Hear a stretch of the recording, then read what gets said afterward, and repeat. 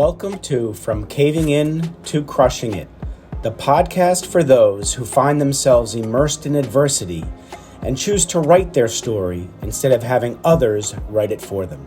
I'm Drew Duraney, and I'm your host. Dr. Amanda Adkins, it's so good to see you. Hi, so good to see you again. I'm so excited to talk to you today. So am I. And I remember when we talked earlier, it may have been a month or two ago. I've been looking forward to this, and we talked about how time flies. It's right now. It's going to be the end of the December soon. We're in the Yes. right now it's like December 9th, or it is December 9th, and it's going fast. I always like to thank the person who introduces me to my guests, and this one is Kat Fleischman from Do Tell Public Relations. I want to thank you for finding us here on From Caving In to Crushing It and introducing Dr. Amanda Atkins to me because she's a wonderful human being, and the audience is going to get to see that and hear that right now. So thank you, Kat. Really appreciate it. So the audience knows I always start after I do that introduction. Thank you. I always talk about how when we're young, we're taught that life is linear. We're taught that life is a straight path. If we do A plus B plus C, D is going to happen. And for the most part, it does until something happens, right? It's linear until it's not. Ultimately, an external circumstance comes in between one of those letters and it derails our straight path in life to a more circuitous route. When that happens, that means adversity shows up, and either we see the adversity or we don't see it. If we do see it, we have a choice. Do we meet it head on or do we run away?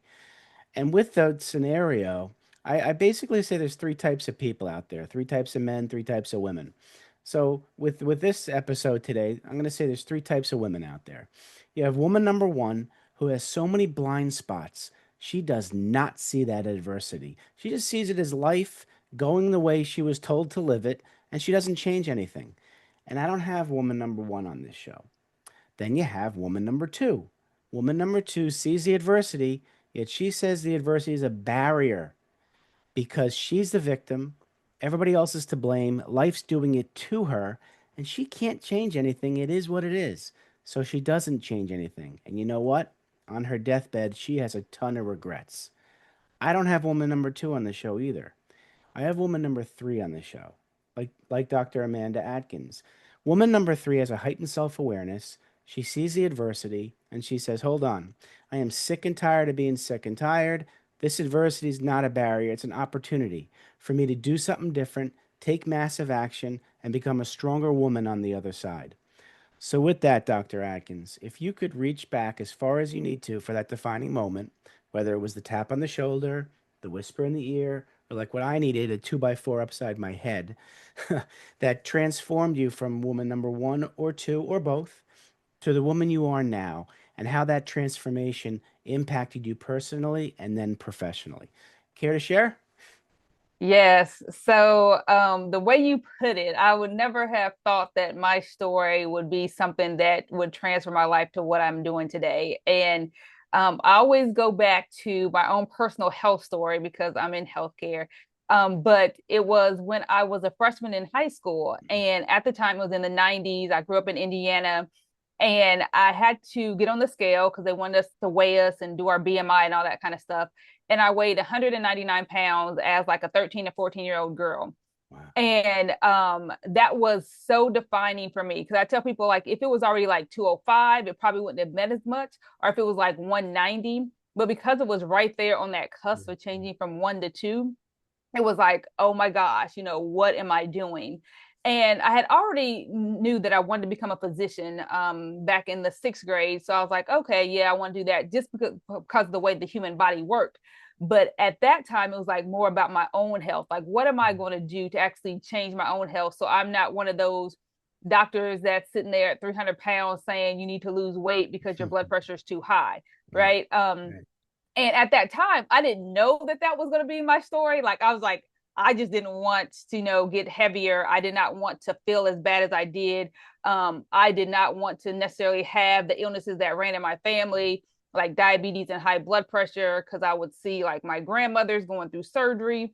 and everything. And so I decided I was going to exercise. And you may think, like, why in the world was a 13-year-old girl not exercising at the time? Like, I only did it in gym class. Otherwise, I was sitting somewhere reading a book because I like to be by myself, introverted.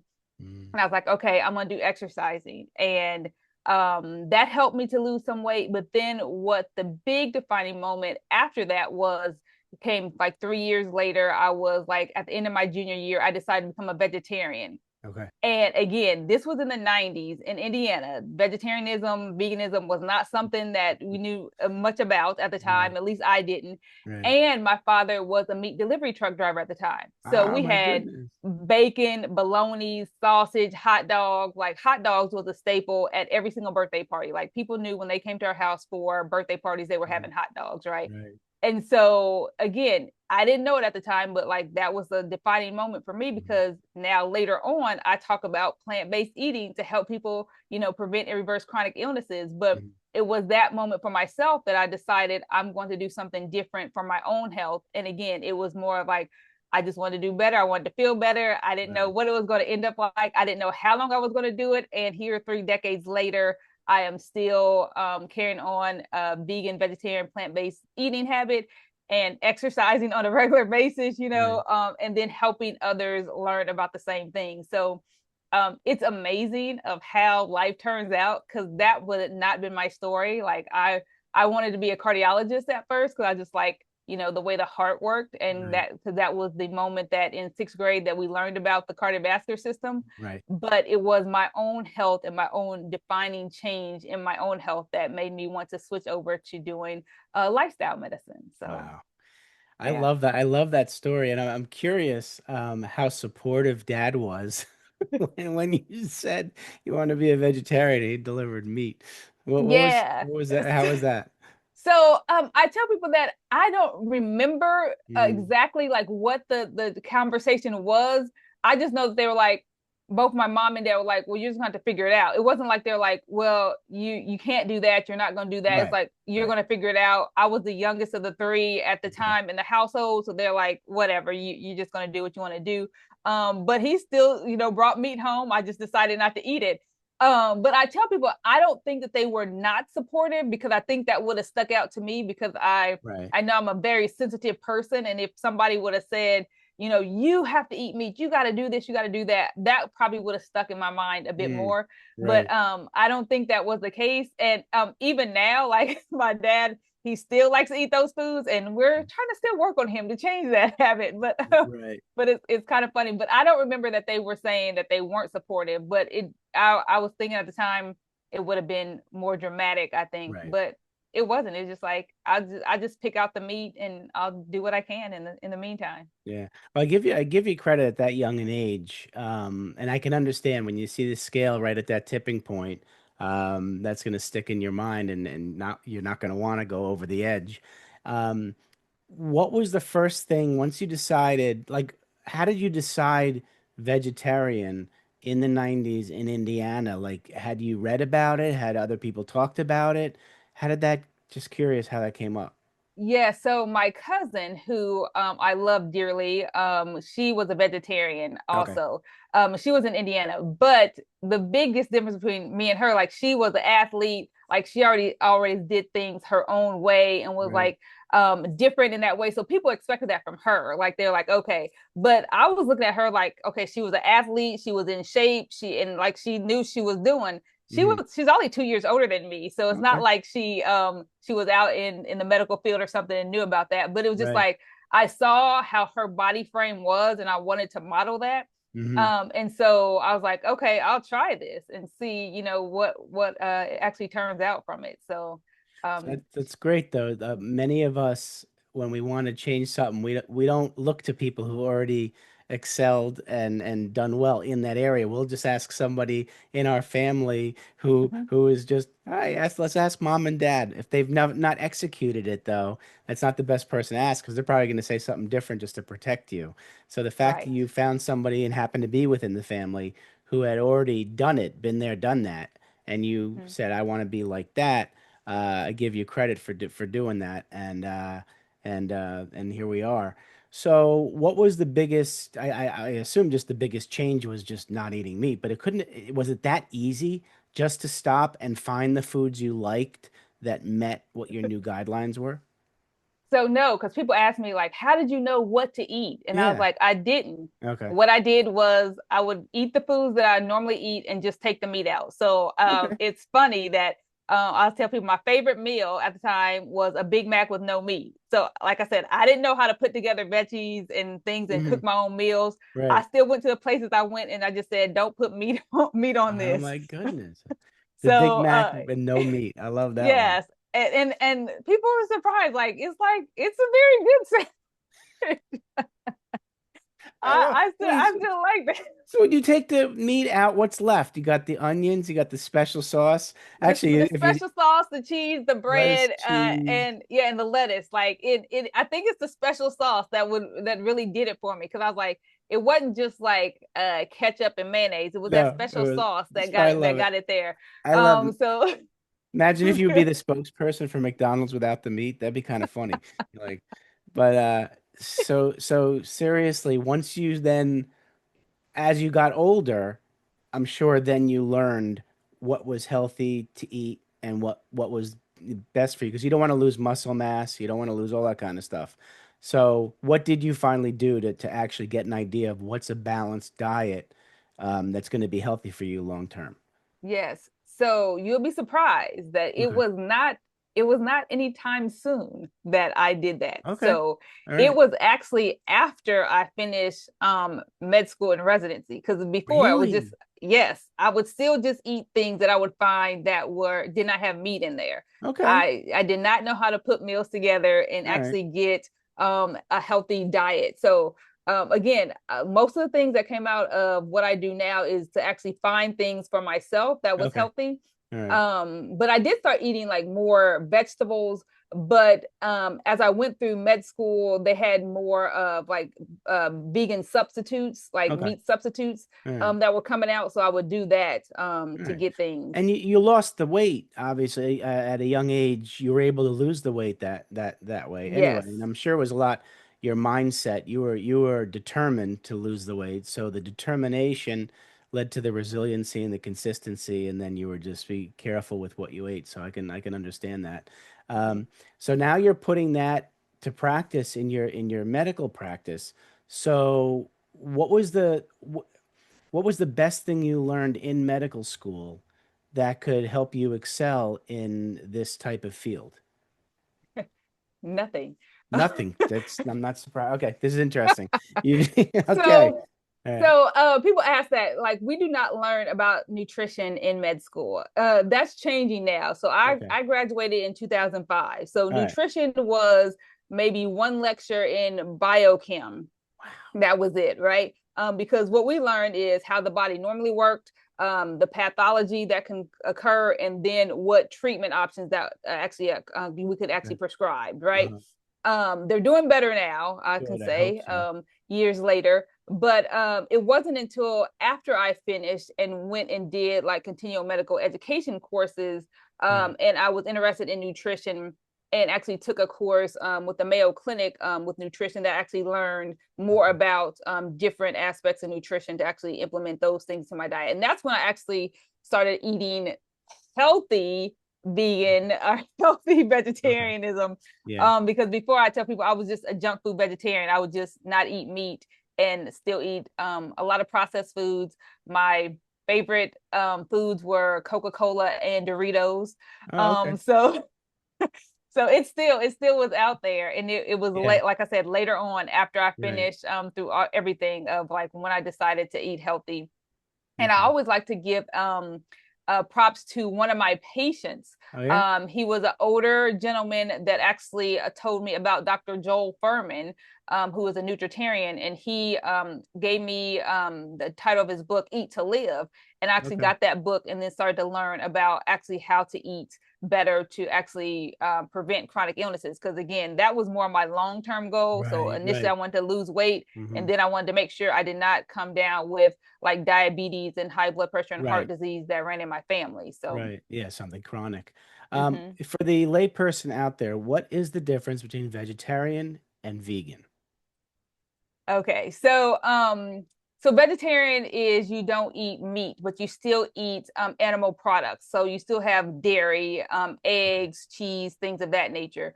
Veganism, it can occur on two different levels. I tell people. So veganism to the extreme could be like you don't do anything that has to do with animal cruelty. So whether that's the food that you eat, whether that's the products, skincare products, or any type of products Okay. that you use, your clothes, but if you look at pure veganism as a food, then you just don't have any type of animal products in your Okay. food at all. So that would include honey, that would include like gelatin and certain candies and things like that. But they're still not necessarily the healthiest because I tell people like Right. Oreos are vegan.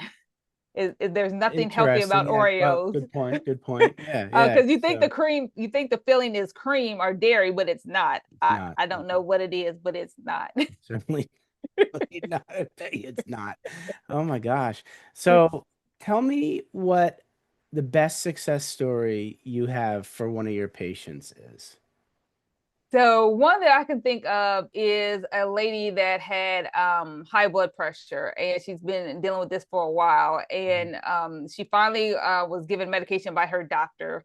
And I worked with her initially for like 12 weeks, and we were really working on her eating habits. She had done a few of my cleanses, and then we did like a 12-week program for her. And really working on eating more vegetables, really decreasing like saturated fat, decreasing salt for her, and then really working on her stress level because that played a big role, and we learned about that later during the 12 weeks. Mm. And then she went back to her doctor, and her doctor didn't even believe her medical assistant's blood pressure reading. She said, I have to check your blood pressure for myself because your blood pressure is never this good when you come into the office. She was like, oh Wow. my gosh, what are you doing? And she like told her, how we were working together. She was like, oh well, you need to continue to do that because that's working very well. And Good. it's just a few simple lifestyle changes that you can just make and that she was doing to implement in her life, and that's like it Mhm. made a big difference in her blood pressure. Yeah, I So love that's that. usually the story I actually use because I work with her the longest, Hmm. and really trying to get different aspects of her lifestyle that she can actually change to actually help with her blood pressure. Because I talk a lot about nutrition because that's where I live, and that's made the biggest difference for my life. But it's Right. not always for every single person. Nutrition is like I would say 80 to 90% of issues for people, but then there's a few other things that could be changed to actually Mhm. help with their chronic illnesses too. Right. And that and those isn't always food, right? Right, exactly. Could be exercise and Hmm. sleep and all that kind of stuff, right? Exactly. Sleep is important. Oh my gosh, People I think it's underestimate sleep. it's very underestimated. I wish we could take all the naps that we wouldn't want to take as kids and then Yes. push them forward to our adulthood. No, but you're Yes. right. You're right though. Sleep is so important, and also sleep also helps with reducing inflammation, right? Exactly. And Hmm. that's and inflammation obviously leads to pain, and that's like the biggest thing, that we kind of underestimate.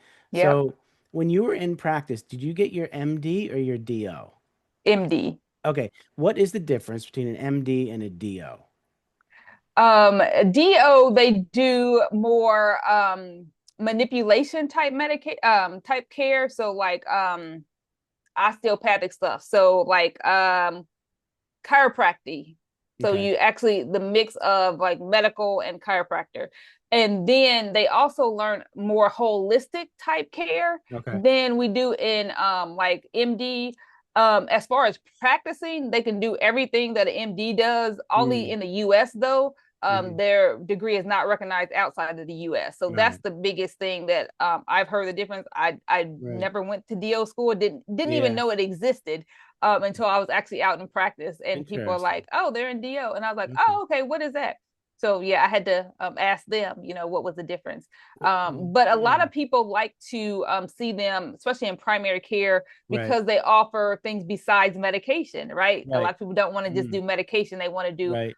other care, and they actually learn that in school and actually Mm. can able offer that to their patients. And the reason I ask is I wonder that if you didn't have that 199 on the scale thing and then you Mhm. still went to medical school, would you be where you are now, like the type of doctor you are now with The Right. whole more whole you have more of a holistic approach than most MDs, I Yeah. would think, right? Yeah, and So that's what they say. Yeah. yeah. And I don't think that would be the case because like I said, it was more of like me actually learning for myself to do things for myself. And Yeah. then people started to ask me, okay, what else can I do besides Hmm. medication? And I was Yeah. like, well, if I didn't do it for myself, I wouldn't have known because You I wouldn't wouldn't. have looked Right. into it. Right. And you said Yeah. they don't really they have one class in nutrition. You had to dive deeper than the one class. Yeah. Yeah, so it has a lot to do with your life experience as to what somebody becomes, you know. Mm-hmm. You find what you need to find to become who you want to be. Um, Exactly. so what is the most challenging case you've seen for a patient before you're able to help them get to their goals? Most challenging patient. Um, I would have to say a person that doesn't want to change. Mm, Like they only want medication. right, That's usually the hardest for me because um I'm like there's so much more out there. The medication only manages and right. eventually you're going to get worse. Um and that's usually the hardest for me to actually come to grips with for Mm, people to actually choose that because you in the right. beginning I would give them a choice like well we could always just add in more medication or we can make these two lifestyle changes and I would get people to say oh just give me more medication so then I just stopped giving them the choice we're going to do both We're gonna do both, for right? both we have to do both because I just couldn't go on and like think like what am I really doing am I really actually helping them by just giving them this prescription Right, right, um and I couldn't live with myself even if they decided that they didn't want to make the lifestyle changes I still had to from my own conscience tell them about what they're doing and how they can change and right. plant those seeds and then I would have some patients come back even the ones I think that's not going to change they're like when I went to try to go eat my bacon I heard you telling me that this is going to increase my blood pressure something like that and so even the ones that I Yeah, think will not listen and not change, like I've right. learned that through the years, that I still have to continue to plant that seed. Even if I Mhm. don't see any of the changes that they make, Right, that it will still come out some way, somehow later on for them in their life and in their health. And even if not them, they may actually say, "May it's too late for me," even though it's not. They may go home to tell their like their children or their right. grandchildren and help them to do better. Absolutely, absolutely. I mean, there's a time and a place for medication. There's some medication that really is really helpful, and I believe the combination therapy of Western medicine, Eastern medicine, that's where we need to meet, I would think, and Mm-hmm. meet in the middle. Exactly. What are your thoughts about all the weight loss drugs, the ones with the injections of the world? Yeah. So again, I have mixed feelings because I actually still work with people and I actually do prescribe the weight Hmm. loss medications. Right, And I tell them that it's not a miracle drug. It's not like you can still do whatever you want to do as far as lifestyle and take this medication and right. think that it's going to be okay. Like and I'm still surprised when people respond back and say, "Well, if I could do all those things, I wouldn't need the medication." I'm like, no, that's not what we're telling you. That's not what we're telling you. Right, It's just another tool in your toolbox that you right, can use in addition to the lifestyle changes. And unfortunately, I've seen this with the weight loss surgeries also. right, So back in the day when the weight loss surgeries became very big, I had patients that did that and they lost weight quickly because they didn't right, have to change anything and then they gained it back because they didn't change anything else, right. right? And I tell people like that's what's going to happen. Like the medication can only do so much, and this medication, do you want it for a lifetime? Because once you stop the medication, it does show that you will gain the weight back if you don't Mm, make other changes. right. And so I Mhm. just like people to know that because I was like, I'm not anti-medication. I Right, just don't use that as the number one thing to actually give you to actually help transform your health. right, And when I think about that, and I always tell my story, I'm like, if these medications were available, because what I did when I was younger, I actually saved my lunch money to buy exercise equipment oh wow, to okay. exercise. I didn't mention that, and I was like, would I be one of those people at that time? Like if I was my, well, you had to be 18, but like Right. 18-year-old self, would I have saved my money to like buy these weight loss medications? And I can definitely say that that possibly could have been me. Mm. Yeah. Right. Because I was just focusing on like, I just want to lose weight, I just want to lose weight, I just want to lose Right. weight. And Right. especially the times that you're getting like, you know, skinny is the way to go, that's beauty and all that kind of thing there. Hmm. So I like to really get out and really tell young women that, especially young women, because that was me, that you want to make the changes for yourself, not for others, not Right. necessarily just the way that you look, Hmm. but for, you know, how you are on the inside, to actually, Right. like I said, prevent chronic illnesses that can come from being overweight, not just the number on the scale or just the way you look in clothes. Right. So I mean, individuals still need to be accountable for yeah. their behavior, and you're right. There's no magic pill out there. There's no magic injection out there. We still have to eat right and exercise. Hmm. And for a lot of people, it's easier said than done. Right. If they want the lifestyle change enough, though, they will do it. Yes. Whether or not it's in combination with with the medication. Hmm. So I love your approach. I love your approach, though. Um, and is there anything else that we've missed that you want to let the audience know about your practice? Just that I'm open. I actually do focus a lot on Christians, because I that is my faith, and Okay. I actually pull a lot of scripture to help with behavioral changes, because Ooh, usually people know what to do, but they need that extra inspiration, yeah, and where yeah. it comes from. So that is a really big part of my practice. So I tell people that, and most people are drawn because of the scriptures that I use to actually help. A big one is your body is a temple; you should treat it as such. Hmm. So if you think about that, and then you think about the foods that you're eating, like, would you really want the trash to be all around your house? And you know, Mm, have the Spirit of God that's there within the midst. So and then we use a lot of other things to help, but that's the biggest difference I can think that people would see in my practice, compared to some others. I love how you can tie scripture, and you're right. We all need that higher power that we're not in it alone. And so when you're reading from the Bible and reading scripture and putting it into a context of living your best life, I like that. Body is a temple, right? It's our vehicle Yes. that's used. I love that. I love that. Well, I definitely the audience certainly has captured the essence of Dr. Amanda Adkins, and they're going to want to get in touch with you. And your website's the best way to get in touch with Dr. Amanda. It's dramd.com. And what can they find on that website there, Dr. Amanda? So you'll find a few free resources, of getting like healthy recipes, because people always want to know what they can eat. Hmm. You can actually schedule an appointment with me, in certain states, 10 states I'm licensed in, if you want like medical treatment. And then I have coaching practice that you can be a part of, no matter what state you're in. So those three different aspects you can actually use to connect with me. That's wonderful. Wonderful. All right. So I have two final questions to ask of you. All right. The first one is you're sitting down with 7 to 10-year-old Dr. Amanda Atkins. You're not actually 7 to 10. You're not. You're just young Amanda right now. So you're Right. sitting down with 7 to 10-year-old Amanda, and you want to give her advice about life. What are you going to tell her? I want to tell her to enjoy life as a kid, enjoy the journey, because I could say after I decided I want to become a doctor, that was my hyper focus.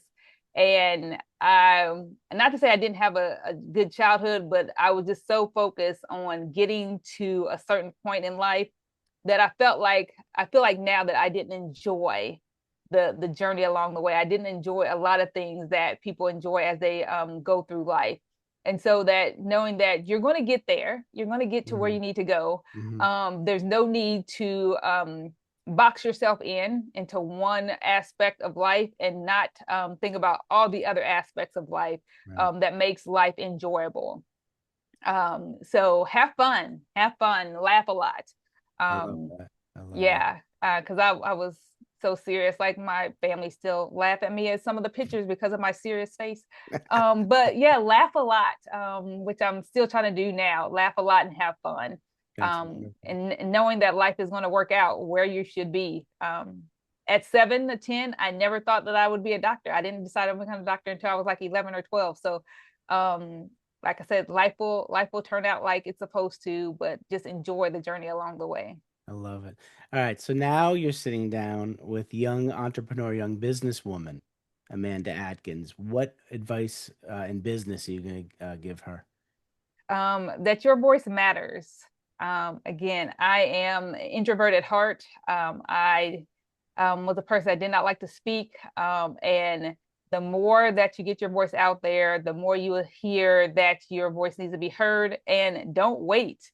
Don't wait. Don't try to hide behind books, and just go out there and speak, because there's so many people that want to hear what you have to say. I love it. And I wouldn't have thought that you were an introvert when I met you. Oh, So goodness. way, Yes. way to go. Way to go. Well, Dr. Amanda, I want to thank you for coming into my life. Thank you Again, so there's a much. reason why we met. You have such an inspirational story, and you're helping so many people out there in your practice and just being the genuine human being you are. And the fact that you smile consistently with a beautiful smile makes people feel beautiful themselves. So keep Thank you doing what so you're much. doing. I appreciate it so much. Thank you so much for having me. I enjoyed talking to you. It's my pleasure. Everybody out there, please take care of yourselves. Thanks so much for listening. If you enjoyed the episode, please subscribe and give us a review to help others find it. I'd like you to answer this question. Are you living the life you want to live, or are you living the life others want you to live? I'd like you to think about that for a second, because I strongly suggest you live the life you want to live. If you want to learn more about what I stand for and my services and how I'm able to help many men get out of their own way, please go to my website at www.profitcompassion.com. Feel free to also email me at drew@profitcompassion.com. I'd love to have a conversation with you. Take care of yourself and choose to write your own story instead of letting others write it for you.